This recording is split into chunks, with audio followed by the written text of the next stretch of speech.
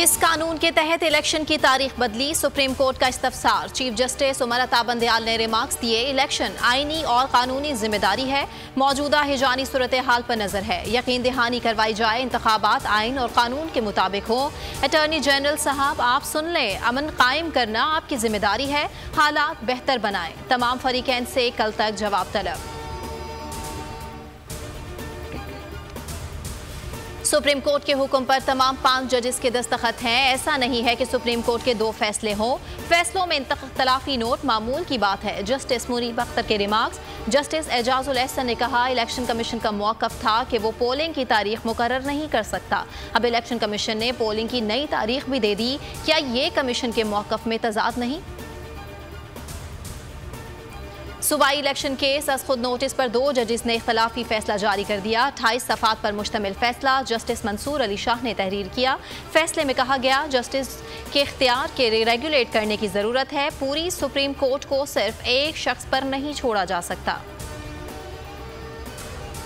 इख्तलाफी note, फैसले पर कानूनी माहिरीन का एतराज़। अजहर सिद्दीक ने कहा, अक़लियती बेंच का फैसला नून लीग का बयानिया है, ये पूरा जुडिशल सिस्टम तबाह कर देगा। जस्टिस फाइज ईसा केस में ये तय हो चुका है, बेंच किसने बनाना है। Chief justice master of the roster हैं, इस 2 रुकनी बेंच के फैसले की कोई आईनी हैसियत नहीं।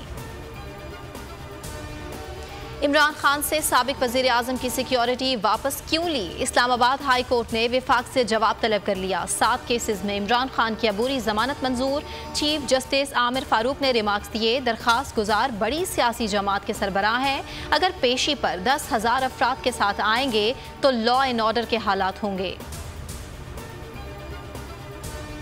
राना सनाउल्लाह की क्या हैसियत है, किसका नाम ले लिया। इमरान खान का वज़ीर दाखिला की धमकियों पर करारा जवाब। कमरा अदालत में सहाफ़ियों से गुफ्तगू में कहा, ख्वाहिश तो यही है कि दोनों रहें, अगर एक को रहना है तो वो नहीं रहेंगे। मजीद बोले, सियासतदानों के लिए मज़ाकरात के दरवाजे हमेशा खुले होते हैं, लेकिन 1 पॉइंट एजेंडा है, हुकूमत इलेक्शन कराए। इमरान खान के खिलाफ मुकदमात की तफसील के लिए लार्जर बेंच तश्कील। Chief justice Lahore high court ने मंजूरी दी। जस्टिस बाक़ी नजफी की सरबराही में 5 रुकनी बेंच समाअत करेगा। जस्टिस तारिक सलीम ने लार्जर बेंच की सिफारिश की थी।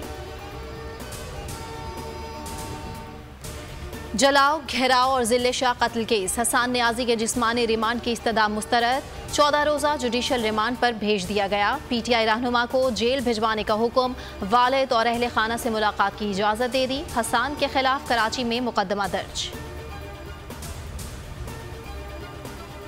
PTI रहनुमा अजहर मुशवानी लापता केस, लाहौर हाई कोर्ट पिंडी बेंच ने DG FIA को नोटिस जारी कर दिया। 28 मार्च को मुग़वी को जवाब समेत पेश करने का हुक्म।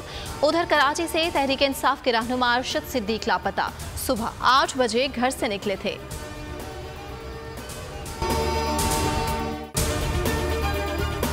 तो नजर आ रहा है सामने लिखा हुआ है, जुल्म मिटने के लिए 2 चीजों से मिटेगा भाई।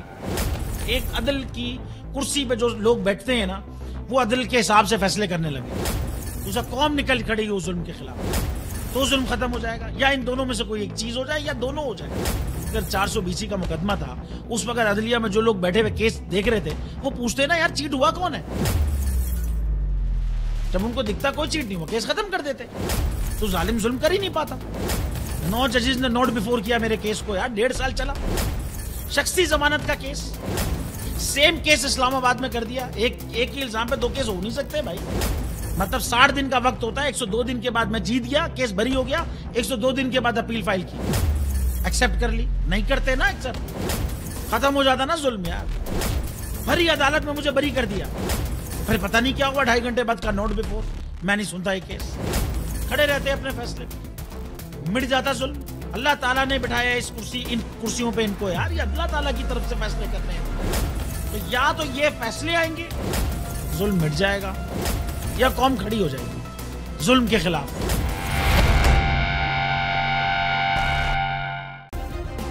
सब्सक्राइब करें और बेल दबाएं ताकि कोई खबर रह न जाए।